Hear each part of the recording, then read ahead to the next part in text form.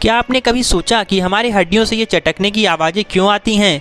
आखिर ये चटपट की आवाज़ें कहाँ से आती हैं? तो देखिए, हमारे हड्डियों के जॉइंट्स के बीच में एक गाढ़ा सा लिक्विड भरा होता है जिसे साइनोवियल फ्लूइड कहते हैं।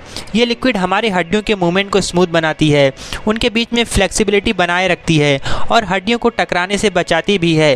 अब होता क्या है, जब हम फिजिकल एक्टिविटी ज़्यादा करते हैं या अपनी हड्डियों को खींचते हैं तो इन जॉइंट्स के बीच में जो लिक्विड होता है वो भी खिंचता है और इसकी वजह से लिक्विड के बीच में एयर बबल बन जाते हैं। यही एयर बबल जब फूटते हैं तो पट पट की आवाज़ें आती हैं।